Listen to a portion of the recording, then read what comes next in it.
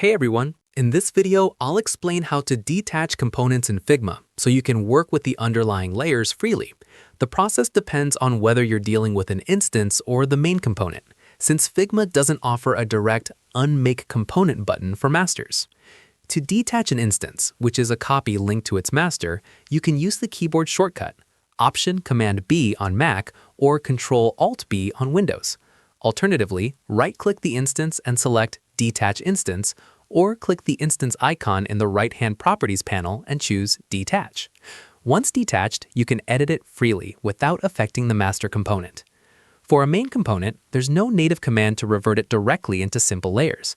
A common workaround is to create an instance of the component, detach that instance using the method above, and then delete the original master if it's no longer needed. The detached instance becomes a regular frame or group that you can edit normally.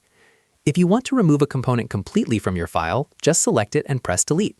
Keep in mind that deleting the master doesn't remove existing instances.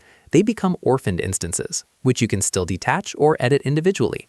For handling many components at once, plugins like Detach Component or Detach Master let you convert master components into regular layers in a single click, saving a lot of time.